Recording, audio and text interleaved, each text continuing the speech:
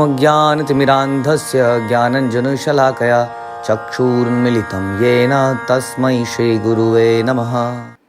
श्री चैतन्य चरितामृत आदि लीला चैप्टर 5। भगवान नित्यानंद बलराम की ग्लोरीज,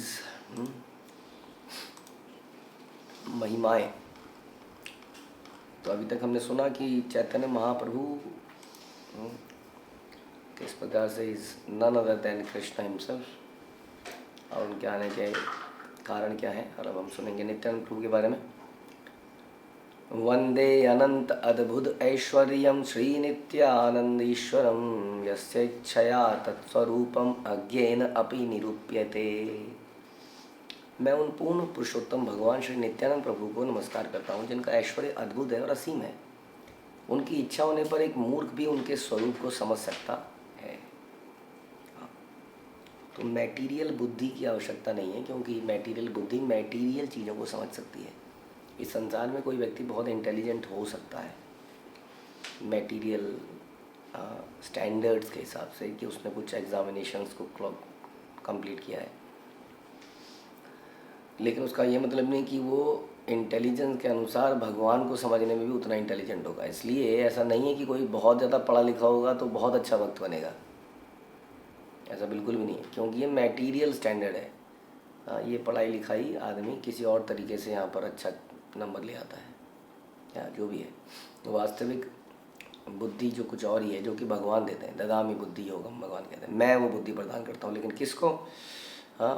यो में भक्त है प्रणश्यति, फॉर एग्जाम्पल, या मामेकम शरणम व्रज, या मन मना भव मत भक्तो इत्यादि इत्यादि। तो इस तरीके से जो करता है वो, उसको मैं बुद्धि देता हूँ, मुझे समझ लेता है, इसमें कोई समस्या नहीं है।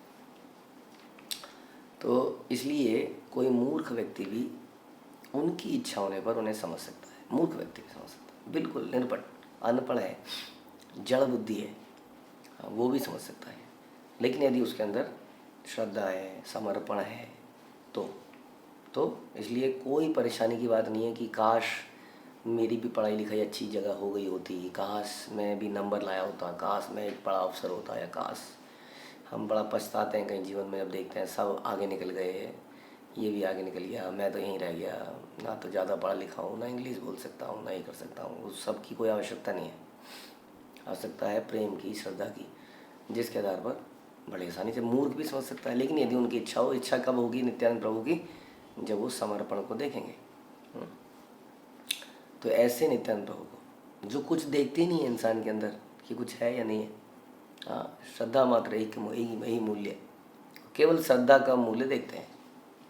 तो ऐसे नित्यानंद प्रभु को जिनका ऐश्वर्य अद्भुत है, असीम है, just like Krishna, is just like Krishna, is Krishna himself, is the first extension. जब हम बाद की एक्सटेंशन को संसार में इतना पूछते हैं, जैसे कि विष्णु को लोग कितना मानते हैं संसार में, विष्णु तो कितने अनंत विष्णु हैं, हर ब्रह्मांड का अपना विष्णु है, सोचिए।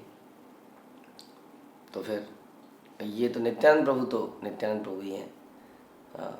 तो इस प्रकार से ये जो जब उनकी ग्लोरीज को लोग इतना मानते हैं, तो he is the first extension, is just like Krishna but in different role, कह सकते हैं। जगन्नाथ सर बोलते हैं ना, दास भगवान भगवान जब दास बने तो नित्यानंद प्रभु बने।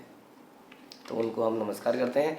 जय जय श्री चैतन्य, जय नित्यानंद, जय अद्वैत चंद्र, जय गौर भक्तवृंद। श्री चैतन्य महाप्रभु की जय हो, नित्यानंद प्रभु की जय हो, अद्वैत आचार्य की जय हो, चैतन्य महाप्रभु के सारे भक्तों की जय हो।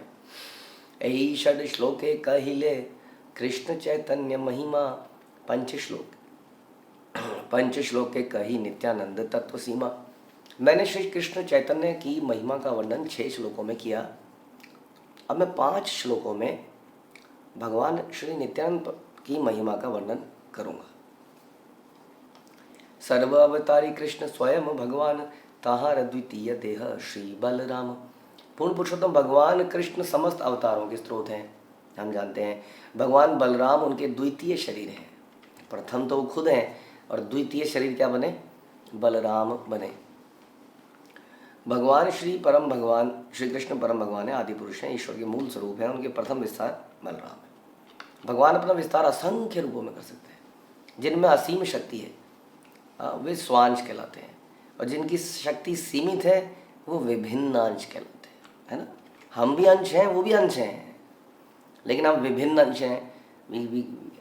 जिसके अंदर क्या है, लिमिटेड शक्तियाँ हैं। हमारे अंदर लिमिटेड शक्तियाँ पॉसिबल हैं, और भगवान के अंदर जो अपने स्वांश बनाते हैं उनके अंदर अनलिमिटेड शक्तियाँ पॉसिबल हैं।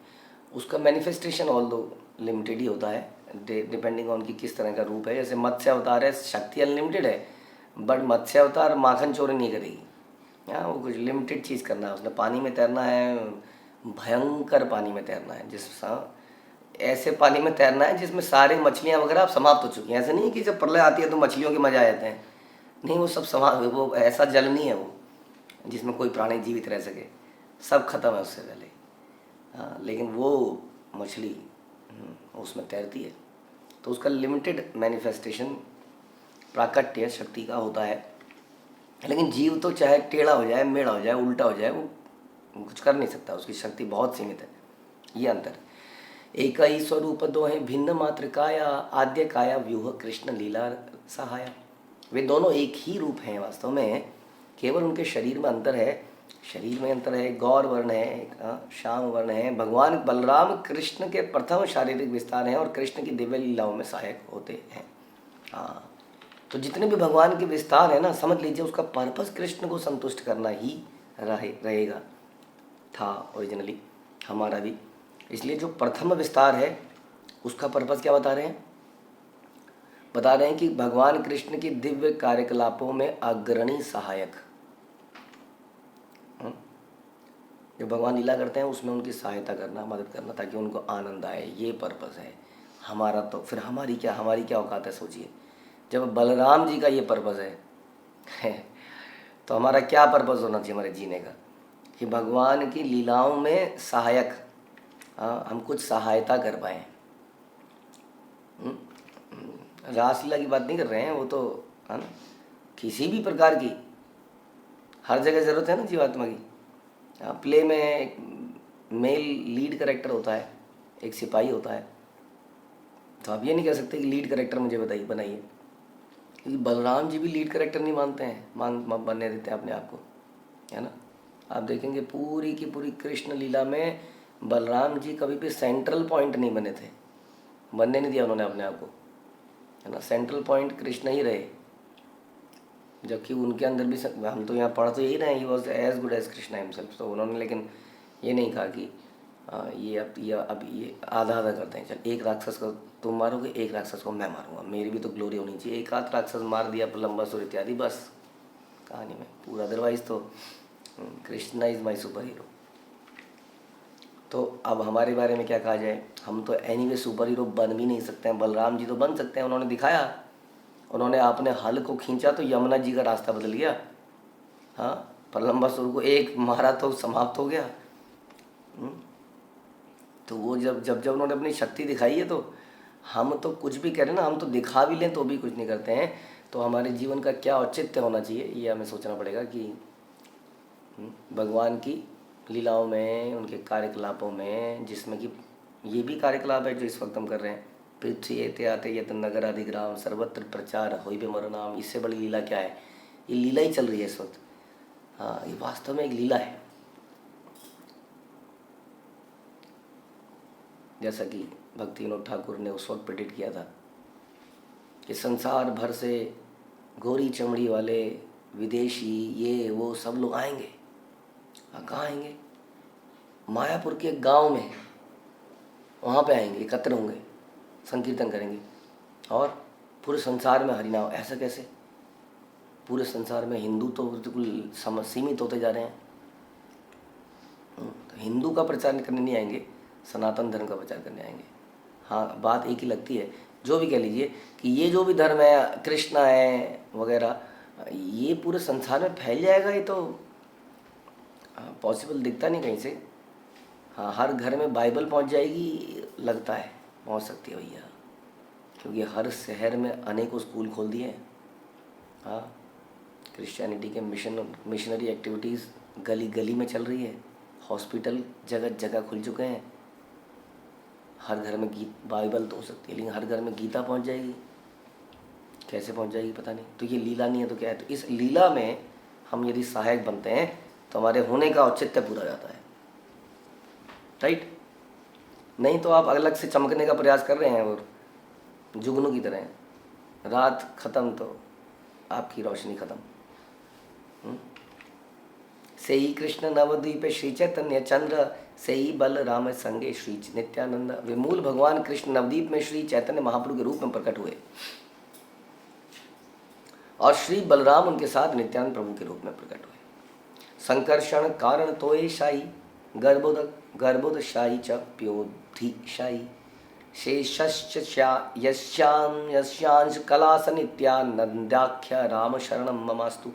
वे श्री नित्यानंद राम मेरे निरंतर स्मरण के लक्ष्य बने, जिनके पूर्ण अंश तथा पूर्ण अंश के अंश संकर्षण, शेषनाग तथा विष्णु हैं। नित्यानंद प्रभु कौन है? स्वयं बलराम मान लीजिए इनको। तो इनके पूर्ण अंश के पूर्ण अंश बता रहे हैं संकर्षण, महासंकर्षण, और उसमें से फिर संकर्षण, शेषनाग, विष्णु, ये सब इनके ही तो अंश हैं, अंश के अंश हैं, जो कि कारण सागर, गर्भ सागर, क्षीर सागर में शयन करते हैं। तो जितने भी विष्णु हैं वो इन्हीं की एक्सटेंशन है। अब लोग विष्णु को ही पहले तो भगवान मानते हैं। अब लोगों को ये बोला जाएगी जो विष्णु के ऊपर तो बलराम जी, क्या क्या मजाक कर रहे हो आप, बलराम जी है। हाँ, अभी तक तो आप बोल रहे थे कि विष्णु भगवान हैं, फिर पता लगा विष्णु नहीं कृष्ण है, फिर आप कह रहे हो जी विष्णु के ऊपर तो बलराम जी भी हैं। ये समझ नहीं आती बात है ना। इस तरह से लगता है। तो इस तरह से जितने भी ये एक्सटेंशंस हैं, इवन राम जो हैं, राम अयोध्या वासी, अयोध्या के राजा राम, वो भी इन्हीं की एक्सटेंशन है। लेकिन ये बात समझ में नहीं आती है एकदम से, शास्त्र में तो ऐसा लिखा है। ओके, ये श्लोक जो है स्वरूप दामोदर ने अपनी डायरी में नित्यानंद प्रभु को सादर नमस्कार करने के लिए लिखा था। श्री बलराम गोसाई मूल संकर्षण, पंच रूप धरी करे कृष्ण न सेवन। वो 5 अन्य रूप धारण करते हैं कृष्ण की सेवा करने के लिए। हाँ, तो यही जैसे हमने बताया उनके होने का एकमात्र पर्पज़ यही है। तो हमारा पर्पज़ क्या होगा हम सोच सकते हैं। तो वो अपने आप को अलग अलग रूपों में भी एक्सटेंड करते हैं, इसलिए कई बार हम कई चीज़ों में एक्सटेंड करते हैं। भगवान का धाम भी कहते हैं बलराम जी है, जैसे मंदिर का जो फर्श है वो भी बलराम जी है, जिस पर रखा गया सब कुछ। मृदंग भी बलराम जी बोला गया, क्योंकि हर चीज़ जो वस्तु भगवान की संतुष्टि के लिए है, बलराम जी कहते हैं इट्स माई जॉब, अपनी जॉब बना लेते हैं। आपने करे न कृष्ण लीला सहाय, सृष्टि लीला कार्य करे धरी चारी काया। वे स्वयं भगवान कृष्ण की लीलाओं में सहायता करते हैं और 4 अन्य रूपों में सृजन कार्य भी करते हैं। स्वयं तो भगवान की लीलाओं में आते ही हैं बलराम बन के या नित्यानंद प्रभु बन के, और बाकी कार्य भी करते हैं। बाकी और तो कौन से बता रहे हैं उनके और एक्सटेंशन क्या है? महासंकर्षण, कारण दक्षाई विष्णु, गर्भोदक्षाई, क्षीरोदक्षाई, शेष। इस प्रकार से 5 रूपों में अपने आप को बांटते हैं। सृष्टि आदि सेवातार आज्ञा पालन, शेष रूप करे कृष्ण विविध सेवन। वे सृष्टि कार्य में भगवान कृष्ण के आदेशों का पालन करते हैं और भगवान शेष के रूप में वो कृष्ण की अनेक प्रकार से सेवा करते हैं, है ना। तो 4 रूपों में, एक तो महासंकर्षण, फिर कारणोदक्षाई, गर्भोदक्षाई, क्षीरोदक्षाई, तो 4। फिर शेष रूप में भगवान की पर्सनल, आप देखते हैं कि शेष is always with Krishna, not only with Vishnu. आप देखते हैं कि भगवान जा रहे हैं, जन्माष्टमी के दिन बारिश हो रही है, तो अम्ब्रेला की आवश्यकता नहीं है, जिसके सर पर शेष ही है स्वयं, और शेष पीछे पीछे चल रहे हैं अम्ब्रेला लेके। कितना बड़ा सेवक व्यक्ति, उसका भाव कितना होगा, तो भगवान को ढकने के लिए स्वयं अपने फनों को फैला ले, है ना। तो इस प्रकार से वो हमेशा निजी सेवक के रूप में रहते हैं।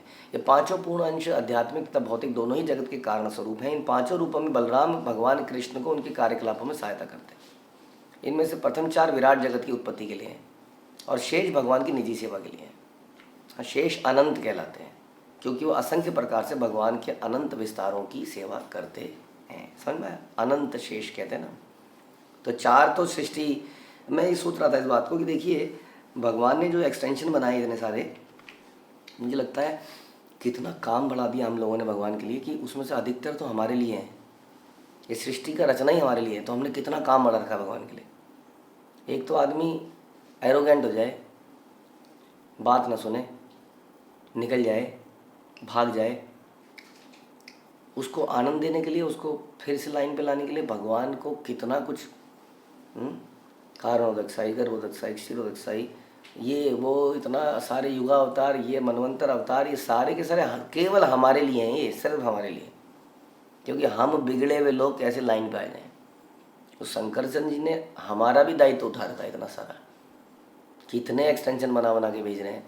एक तो वो भगवान की निजी सेवा में लगे हुए निरंतर, निजी सेवा करता रहूँगा भगवान, लेकिन ये जो दुष्ट चले गए हैं मेरे प्रभु से दूर, इनको भी ठीक करूँगा।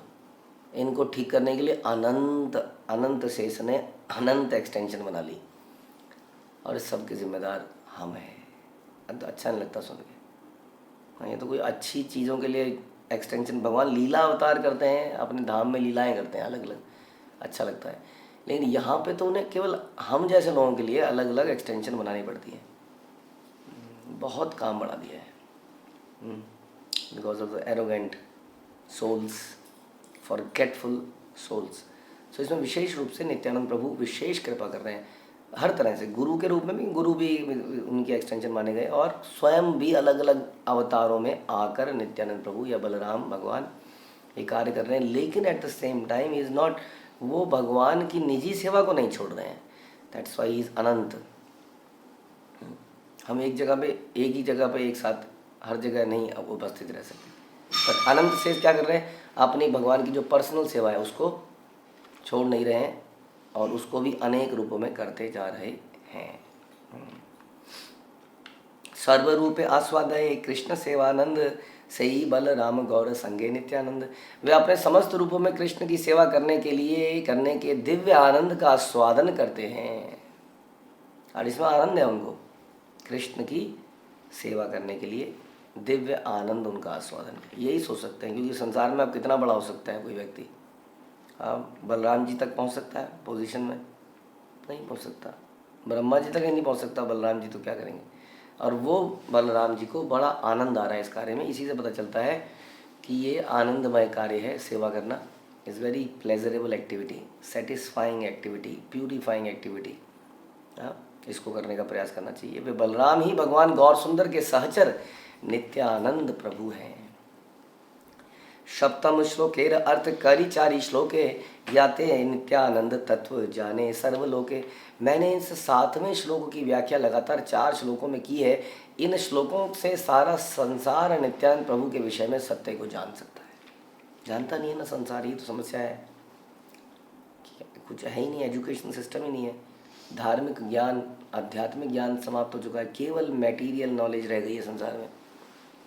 ईटिंग, मीटिंग, स्लीपिंग, डिपेंडिंग, इसलिए we have become sophisticated animals.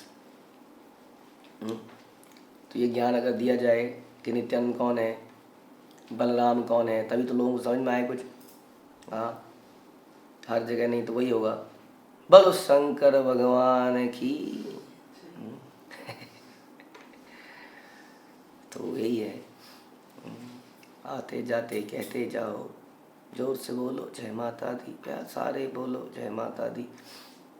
तो नॉलेज नहीं है, लेकिन जहाँ पर कुछ भीड़ कुछ कर रही है, कुछ मज़ा आ रहा है, कुछ ट्रेंड आ रहा है, तो सबको अच्छा लग रहा है, सब रहा है बम बोल, बम बोल, बम। तो जो प्रचारित हो रहा है, चाहे कोई भी कर रहा हो, वो लोग बोलना शुरू कर दे रहे हैं, because of lack of training, knowledge, तमोगुण, इग्नोरेंस, अज्ञानताएँ। तो अज्ञानता में जो उसको समझ में आ रहा है वो बोल रहा है। तो इसको बड़ा इम्पोर्टेंट है कि इसको प्रोपोगेट किया जाए, सिस्टमेटिकली किया जाए। मायातीते व्यापी वैकुंठ लोके पूर्णेश्वर श्री चतुर्व्यूह मध्य रूपम यशोद्भवति संकर्षणाख्यम तम श्री नित्यानंद रामम प्रपद्ये। मैं उन श्री नित्यानंद राम के चरण कमलों की शरण ग्रहण करता हूँ जो चतुर्व्यूह के मध्य संकर्षण है। चतुर्व्यूह समझते हैं ना? संकर्षण, प्रद्युम्न, अनिरुद्ध, वासुदेव, ये 4 एक्सटेंशन है। इसमें कौन है?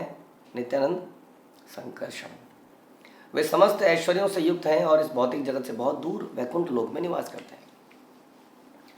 प्रकृति पार पर व्योम नामे धाम कृष्ण विग्रह ये छे विभूति इत्यादि गुणवान।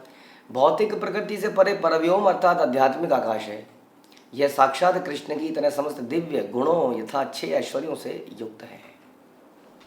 तो जो भौतिक आकाश से परे जो एक आध्यात्मिक आकाश है, वास्तव में भौतिक आकाश अलग से कोई आकाश नहीं है। आध्यात्मिक आकाश में एक कोना में कहते हैं ना, बादल का टुकड़ा, छोटी सी एक जगह है।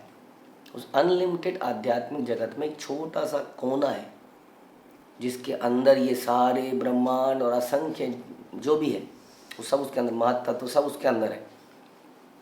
तो ये जो आध्यात्मिक जगत है, पता नहीं, ये भी भगवान के जैसे 6 ऐश्वर्यों से पूर्ण है, ऑल ब्यूटीफुल, ऑल नॉलेज वगैरह वगैरह, वो सब कुछ इसके अंदर अनलिमिटेडली है। इस आध्यात्मिक आकाश में ये सारी वस्तुएं हैं। सांख्य दर्शन के अनुसार ये भौतिक जगत 24 तत्वों से बना है, आप जानते ही हैं, है ना। प्रत्यक्षवादी दार्शनिक इन तत्वों से परे जाने के में असमर्थ होने के कारण सोचते हैं कि इनसे परे कोई भी वस्तु अव्यक्त होनी चाहिए, किंतु 24 तत्वों से परे का जगत अव्यक्त नहीं है, क्योंकि भगवत गीता में से सनातन कहा गया है। कोई चीज़ मुझे दिख नहीं रहा है तो मैं ये नहीं कह सकता वो गायब है। दोनों में डिफरेंस है ना। एक चीज़ में गायब है, मतलब है ही नहीं, अगर है लेकिन मुझे दिख नहीं रही है, मेरी देखने की क्षमता में कमी है, दोनों में अंतर है। तो हम अक्सर संसार में ऐसा ट्रेंड है नॉलेज का कि जो चीज़ आपको दिख गई, जो चीज़ आपने अपनी बुद्धि से समझ ली, उसको मान लो है, बाकी कुछ नहीं है, बाकी सब इल्यूज़न है, क्या कहते हैं, अंधविश्वास है। लेकिन हर चीज़ को हम अपनी इंद्रियों से केवल इस तरह से नहीं देखते, हम कारण से, कारण के कॉज का, या किसी वस्तु के इफेक्ट से उसके कॉज को निकालते हैं, है कि नहीं। इफेक्ट से उसके कॉज को निकाला जाता है। तो हम संसार में बहुत सारे इफेक्ट्स देख रहे हैं, जैसे हम कई बार चर्चा करते हैं। कोई भी समझदार आदमी इसके कॉज को समझेगा कि इसके पीछे कोई है जिसने इसको क्रिएट किया, डिज़ाइन किया। इस तरीके से चीज़ों को हमें समझना चाहिए। तो यहाँ ये बता रहे हैं कि व्यक्त तथा अव्यक्त भौतिक प्रकृति के परे से परे सनातन प्रकृति है, जो परव्योम अर्थात आध्यात्मिक आकाश कहलाती है। वह प्रज्ञा प्रकृति आध्यात्मिक स्वभाव की होती है, वहाँ कोई गुणात्मक अंतर नहीं है। वहाँ तमोगुण, रजोगुण, सतोगुण इस तरह से नहीं होता है, दिमाग खराब नहीं हो जाता वहाँ पर, जैसे यहाँ दिमाग खराब होता रहता है। तमोगुणी लोगों के साथ रहते हैं, रजोगुणी लोगों के साथ रहते हैं तो दिमाग खराब हो जाता है ना। वहाँ पर ऐसा है ही नहीं, बता रहे। यह परव्योम श्री कृष्ण की अव्यक्त अंतरंग शक्ति है, यह उनकी बहिरंग शक्ति से व्यक्त हुए भौतिक आकाश से भिन्न है। श्री कृष्ण की निर्विशेष प्रकाशमान किरणों से निर्मित सर्वव्यापी ब्रह्म आध्यात्मिक जगत में वैकुंठ ग्रहों के साथ विद्यमान है।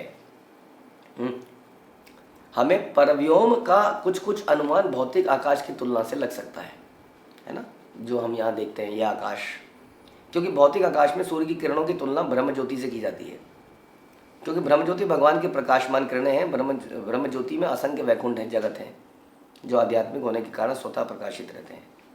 हाँ, उनकी चमक सूर्य से अनेक गुना अधिक होती है। तो जैसे कि संसार में हर चीज़ सूर्य से प्रकाशमान है, वैसे ही समझ लीजिए आध्यात्मिक जगत में हर वस्तु, हाँ, भगवान की दिव्य ज्योति से प्रकाशमान है। या ये कहिए कि वहाँ पर हर वस्तु ओरिजिनली प्रकाशमान है, क्योंकि वहाँ हर वस्तु के अंदर ये 6 ऐश्वर्य हैं, वहाँ इस तरह का है। तो जैसे यहाँ पर इस तरह से अनेक ब्रह्मांड सूर्य की किरणों में है, वहाँ अनेक ब्रह्मांड यानी कि वैकुंठ वहाँ पर भी है। यहाँ अनेक ब्रह्मांड है, वहाँ अनेक वैकुंठ है, विद वेराइटी डिफरेंट। यहाँ पर अलग अलग प्लैनेट है ना, कहीं पर पानी ज़्यादा है, कहीं पर भूमि ज़्यादा है, यहाँ पर भी कुछ कुछ ऐसा है, वहाँ पर अलग अलग कुछ वैरायटी डिफरेंट है। हर वैकुंठ में कुछ डिफरेंट चीज़ें होती हैं। ऐसा हम अक्सर बोलते हैं, प्रभुपाद ने बताया कि कहीं पर वामन देव अपनी लीला कर रहे हैं अलग तरीके से, कहीं पर नरसिंह भगवान अपनी अलग तरह की लीला कर रहे हैं। तो अलग अलग एरिया बना रखा है। तो इस तरह से वो जगत के बारे में बता रहे हैं। प्रत्येक वैकुंठ लोक में भगवान श्री कृष्ण उनके असंख्य पूर्ण अंश तथा पूर्णांशों के अंश की प्रधानता है। जैसे मैंने बताया, वो परमानेंट जगह ही है, ऐसा नहीं है कि उनमें वहाँ पे गद्दी की कमी पड़ गई। अब क्या करें, नरसिंह भगवान को भी एक चाहिए थी सीट, हाँ, तो क्या करें, अब वेट करें क्या कि वासुदेव उतरेंगे तो नरसिंह भगवान बैठेंगे? नहीं, सबका अलग अलग है, सब अपना अपना बना के बैठे हैं। क्योंकि किसी को कोई अच्छा लगता है, किसी को कोई अच्छा लगता है। अब भगवान कहते हैं मेरे किसी भी रूप को प्राप्त कर सकते, किसी को भी रूप को आप प्राप्त कर सकते हो। सर्व कारण कारण तो गोविंद है, लेकिन उसके अलावा भी यदि आपको नरसिंह भगवान बहुत अच्छे लगते हैं, no problem at all. Narasimha भगवान कहते हैं यहाँ same Vaikuntha, it is also Vaikuntha, यहाँ पर भी लीलाएं होंगी, लेकिन वो माधुरी है, वात्सल्य लीलाएं नहीं होंगी, है ना। नरसिंह भगवान के माता पिता नहीं है ना वात्सल्य लीला करने के लिए, ये है चक्कर। उनका दोस्त बनना भी थोड़ा सा, नरसिंह भगवान का दोस्त कृष्ण का दोस्त बना जा सकता है, तो थोड़ा सा ये डिफरेंस रहेगा। आध्यात्मिक आकाश के सर्वोच्च भाग में कृष्णलोक नामक ग्रह है, जिसके 3 विभाग हैं, द्वारका, मथुरा तथा गोलोक। तो भगवान कृष्ण लोक, सर्वोच्च लोक कौन सा हो गया? कृष्ण लोक। अब बता रहे कृष्ण लोक भी डिफरेंट है। कृष्ण लोक के अंदर भी द्वारका एक अलग जगह है, मथुरा एक अलग जगह है, और गोलोक या गोकुल एक अलग जगह है। द्वारका और मथुरा में ऐश्वर्य है, डिफरेंट है थोड़ा, और Gokul is totally different. Again यहाँ पर भी कोई वैरायटी है। गोकुल में फिर वो सारे भाव आपको दिखेंगे जो हम अक्सर भागवत में पढ़ते हैं या मेडिटेट करते हैं। कट्टर भौतिकवादियों के लिए यह भगवान का धाम वैकुंठ निश्चय ही एक रहस्य है, किंतु जो अज्ञानी है उसके लिए पर्याप्त ज्ञान के अभाव में हर वस्तु एक रहस्य है। भगवान का धाम कोई कल्पना नहीं है। यहाँ तक कि अनेक भौतिक ग्रह जो लाखों करोड़ों की संख्या में हमारे सर के ऊपर तैर रहे हैं, आज भी अज्ञानियों के लिए रहस्य है कि नहीं?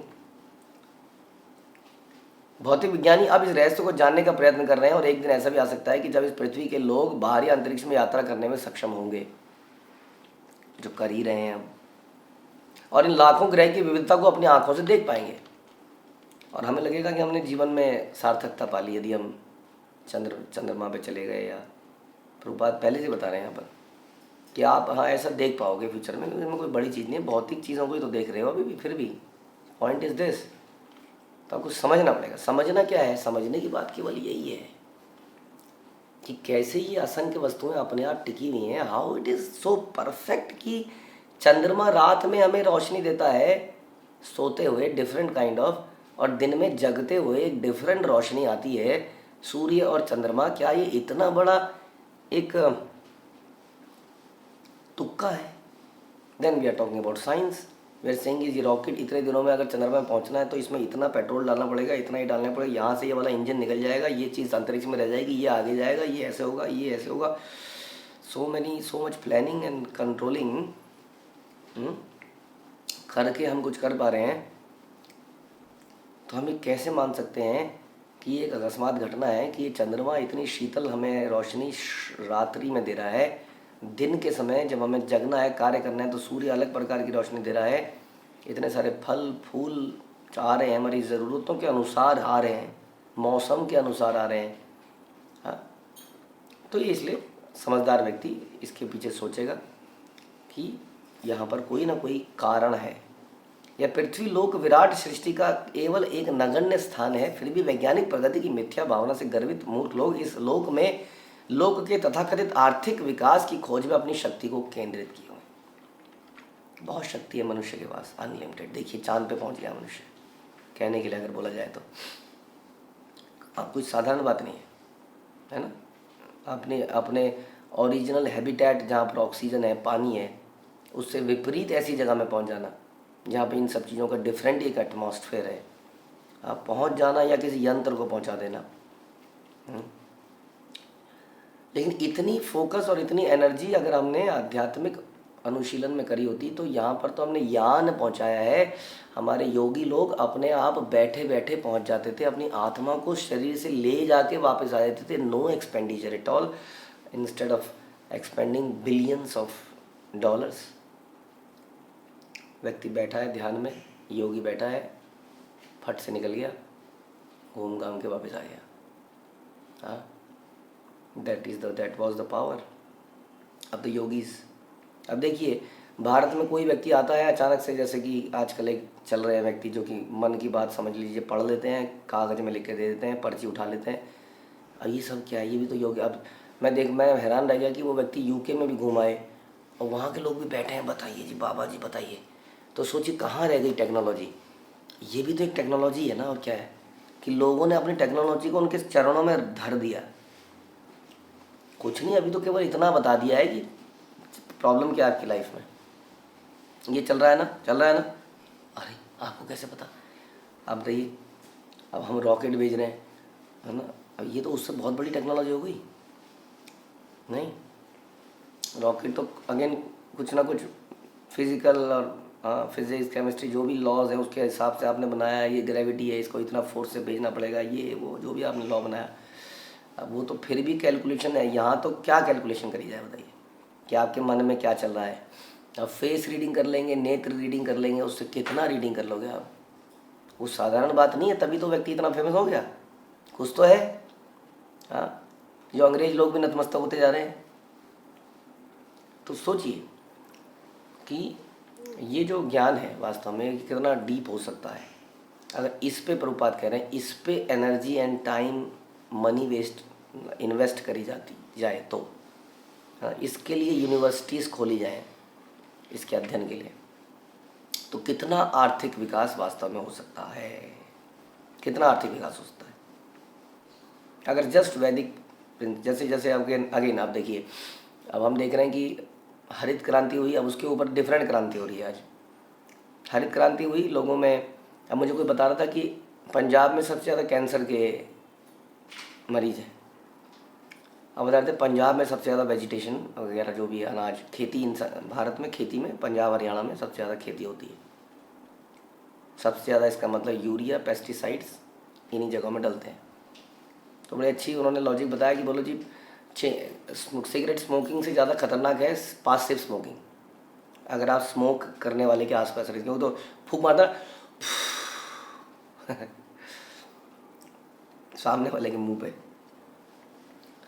तो जो आसपास रहता है वो ज़्यादा खतरनाक में है। हाँ, तो कह रहा हूँ जो ये जो डाल रहे हैं ना ये जो यूरिया, ये तो दिन रात उसी को एक तरह से इनहेल कर रहे हैं। खेत में डाल रहे हैं, वो सब्जियों में जा रहा है, वो तो जा ही रहा है। कह रहे हैं जो डालने वाले हैं इनको खुद ही सबसे ज़्यादा कैंसर हो रहा है, क्योंकि ये उसी में जी रहे हैं दिन रात। उन्हीं कट्टों को, उन्हीं चीज़ों को हाथ में लिए घूम रहे। तो कहने का मतलब है कि ये हमने हरित क्रांति करी, तो हमने इन्वेस्ट किया आर्थिक डेवलपमेंट के ऊपर, फोकस करी अपनी एनर्जी को, तो ये निकला उसका रिजल्ट। कि कल मुझे कोई बता रहा था कि डॉक्टरों के पास कैंसर के लोग ऐसे आ रहे हैं जैसे कि जुकाम खांसी के लोग आ रहे हो आजकल, ऐसा हो गया है। एंड इस कैंसर का कोई विशेष ऐसा कोई कारण नहीं है कि कोई विशेष कारण है। It is all some irregularity in our eating living conditions, जिसके कारण से कुछ बॉडी के सेल कुछ अजीब तरीके से बिहेव करने लगते हैं। और इसके विपरीत अब हमने फिर वैदिक स्टाइल में गए। कुछ लोगों का दिमाग इतना फोकस था, देखिए उन्होंने कहा कि नहीं शास्त्र में लिखा है ना, कुछ तो बात है। जैसे मैं पहले ही बता रहा था आपको, गाय के अंदर कुछ चीज़ है। उन्होंने कहा कुछ मत करो, गाय का गोबर डाल दो। अब ये सुन के बड़ी अजीब सी लगती है बात, गाय का गोबर से क्या होगा? इतने साइंस ने इतना रिसर्च करके यूरिया को बनाया उससे, और फिर जो कीड़े आ जाएंगे। अब हम किसी किसान को बोल रहे हैं ऐसा, तो कह रहे हैं कि बिना पेस्टिसाइड की खेती कैसे होगी। अब कई लोग हंस रहे हैं इस बात पे जो वैदिक प्रणाली से खेती कर रहे हैं, कह रहे हैं तुम्हारा दिमाग ख़राब है, आज से 100 साल पहले तुम कीटनाशक डालते थे। इतने हज़ारों सालों से सभ्यता चल रही है, लंबे चंबले मुस्टैंडे लोग होते थे 8-8 फुट के, वो ये खा के होते थे, क्या खा रहे थे वो? तो कहाँ थे तुम्हारे कीटनाशक? तो उसमें कहा जी कीटनाशक के लिए भी क्या कीजिए, नीमास्त्र बनाइए, नीम को गौमूत्र को घोलिए, उसमें कुछ कुछ चीज़ डालिए, छाछ डालिए, ये सब कीजिए और डालिए खेत में।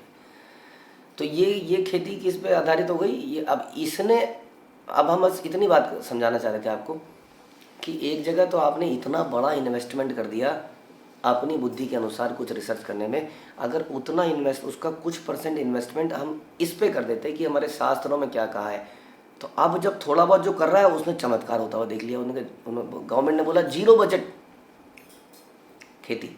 0 बजट खेती का मतलब नेचुरल खेती, क्योंकि कृष्ण जो है उसके एक्सपेंडिचर कर रहे हैं उसके ऊपर in terms of cow dung and whatever. आपको कुछ इन्वेस्ट नहीं करना है, तो कृष्ण ने सब कुछ 0 बजट दिया है। ऑक्सीजन 0 बजट, जल 0 बजट, खेती 0 बजट, सब कुछ 0 बजट है यहाँ। ये बजट तो हमारे आने से बना सारा। तो यही प्रभुपाद समझा रहे हैं कि हमने आर्थिक विकास के लिए बहुत इन्वेस्ट कर दिया, शक्ति को केंद्रित कर लिया।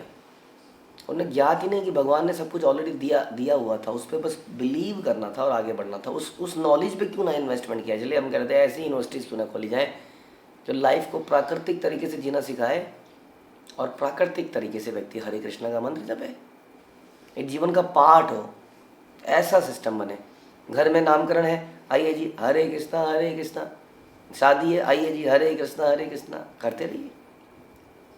हम कल जा रहे थे किसी अर्थी को लेके, वही राम नाम सत्य है। अरे भैया सत्य है तो क्या दिमाग खराब था तुम्हारा पूरे जीवन, जब क्यों नहीं रहे हो? सत्य है, अब क्या सत्य है? सत्य है तो सत्य तो मतलब इटरनल होता है, सत्य तो बंद ही नहीं होना चाहिए। तो सत्य कैसे है? मरने के समय पे आप बोल रहे हो राम नाम सत्य, तो सत्य कहाँ रहा?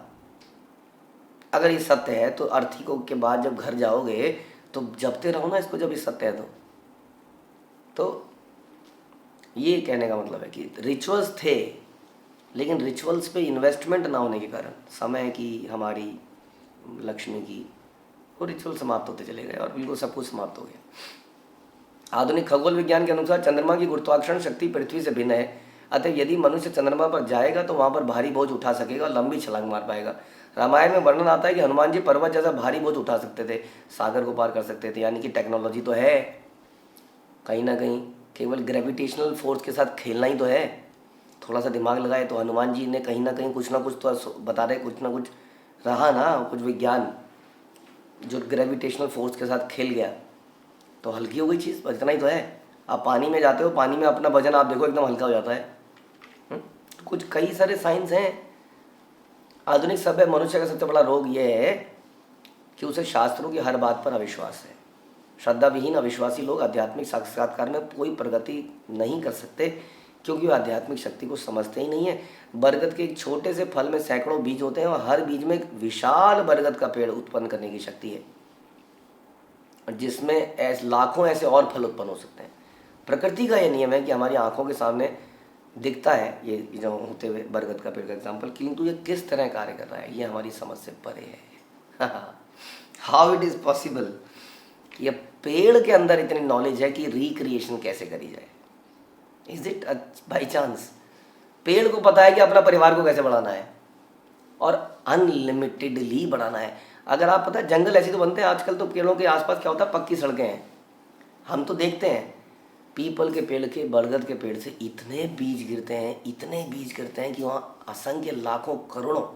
और क्या है तरीका देखिए भगवान का, मतलब एक चिड़िया उसके बीज को, फल को खाती है, कहीं पे जाके दीवार पे बीट करती है, दीवार पे पीपल का पेड़ उग जाता है।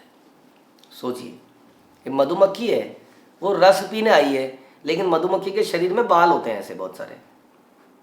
जब वो बैठती है रस पीने के लिए तो उसके बालों में वो पराग लग जाता है, फिर वो दूसरे फूल पे बैठती है रस पीने के लिए, तो इधर का पराग उधर चले जाता है, इससे नर और मादा का संयोग होता है और उधर फल बन जाता है, सब्जी बन जाती है। कई लोग ऐसा मैनुअली करते हैं, जैसे आप तोरी की बेल को उगाओगे तो आप देखोगे कि नर फूल होता है, एक मादा फूल होता है। जो तोरी के बेल का नर फूल है उसके पीछे हल्की सी तोरी होती है, इतनी सी, आगे फूल होता है, और जो मादा फूल है उसके नीचे कोई तोरी नहीं होती है। आप कुछ मत करो, उस मादा फूल को लेके ऐसे ऐसे टच कर दो। ये तो रहा आपका सिस्टम। भगवान ने क्या सिस्टम बनाया है, ये मधुमक्खियाँ, ये सारी अपने आप, ये तितलियाँ अपने आप ये कार्य कर रही हैं। अब कोई व्यक्ति दुनिया का सबसे बड़ा मूर्ख ही हो सकता है जो कहे कि ये इसके पीछे कोई क्रिएटर नहीं है। ऐसी अनेक घटनाएं हैं जिसको वैज्ञानिक नहीं समझा सकता। वास्तव में हर वस्तु अचिंत्य है, क्योंकि सत्य केवल उपयुक्त व्यक्तियों के समक्ष ही प्रकट किया जा सकता है। यदि ब्रह्मा से लेकर छोटी चींटी तक अनेक प्रकार के जीव हैं, किंतु उनमें ज्ञान का विकास भिन्न भिन्न लेवल पर है। अतः ज्ञान को सही स्रोत से प्राप्त करने की आवश्यकता है। वस्तुतः यह ज्ञान हम एकमात्र वैदिक स्रोतों से ही प्राप्त कर सकते हैं, क्योंकि वो इंसान द्वारा लिखे नहीं गए हैं, इसलिए उनमें त्रुटियां नहीं हैं। हाँ, चारों वेद, पुराण, महाभारत, रामायण, पूरक शास्त्र, स्मृतियाँ, ये सभी ज्ञान के प्रमाणिक स्रोत हैं। यदि हम वास्तव में ज्ञान संचय करने के इच्छुक हैं तो इन स्रोतों के बिना संकोच के ज्ञान करेंगे, और इस पर इन्वेस्टमेंट करना चाहिए, टाइम एंड एनर्जी लगानी चाहिए संसार में। हो सकता है शास्त्रीय ज्ञान प्रारंभ में अविश्वसनीय लगे, क्योंकि हमारी संशयवादी प्रवृत्ति हर वस्तु की पुष्टि हमारे शुद्र मस्तिष्क द्वारा करना चाहती है, किंतु ज्ञान प्राप्त करने के लिए चिंतन परक साधन सदैव अपूर्ण है। हाँ, प्रामाणिक शास्त्रों में प्रतिपादित पूर्ण ज्ञान की पुष्टि महान आचार्यों द्वारा की जाती है, जो टीकाएं छोड़ के गए हैं। इस पर विश्वास प्रकट नहीं किया जा सकता। जो व्यक्ति शास्त्रों में विश्वास प्रकट करता है वह नास्तिक है, असुर है। नास्तिक चाहे कितना भी महान क्यों ना हो, उससे हमें परामर्श नहीं लेना चाहिए, लेकिन हम लेते हैं। हम उस व्यक्ति से परामर्श लेते हैं जो मैटीरियली बहुत ऑपुलेंट है, ये आदमी बड़ा सक्सेसफुल है प्रभु जी, इसकी इतनी सैलरी है, इतना मकान है, इतना ये पोजीशन पर, इससे राय लेते हैं। आइए राय। अनेक विविधताओं से युक्त शास्त्रों में दृढ़ श्रद्धा रखने वाला उपयुक्त व्यक्ति है जिससे वास्तविक ज्ञान प्राप्त किया जा सकता है। चाहे वो भौतिकता में बिल्कुल निरपट मूर्ख क्यों, उसी से एडवाइस लीजिए। ऐसा ज्ञान प्रारंभ में अचिंत्य लग सकता है, किंतु जब उपयुक्त अधिकारी उसके अर्थ को समझता है तो उसके विषय में कोई संदेह नहीं रह जाता। I think the problem is of the investment of time and energy, क्योंकि बच्चे भी जब पढ़ाई करते हैं स्कूलों में, कॉलेजों में, तो उनकी केवल विश्वास करते हैं। वहाँ पे ऐसा सिस्टम बनाया गया है, ये तुम्हारी किताब है, ये तुम्हारे लिए सब कुछ है, इसको याद करो। बस उसी तरह से बोलना चाहिए था, ये तुम्हारे शास्त्र हैं, ये सब कुछ है, इसको याद करो। जब बाय द टाइम वो 12-15 साल उसमें लगाते हैं, उनकी रियलाइजेशन अपने आप हो चुकी होती कि हाँ यही है। और कलयुग से ज़्यादा तो रियलाइजेशन हो नहीं सकती, क्योंकि जो लोग शास्त्र को नहीं मान रहे हैं उनकी ज़िंदगी नरक बन चुकी है, ये हम देख सकते हैं। इसलिए विश्वास, श्रद्धा बड़ी इंपॉर्टेंट चीज़ है, और इस श्रद्धा पर ही नित्यानंद प्रभु सब कुछ लुटाने के लिए तैयार हैं। श्री नित्यानंद प्रभु की जय, श्री चैतन्य चरितामृत की जय, श्री कृष्णदास कविराज की जय, श्रील प्रभुपाद की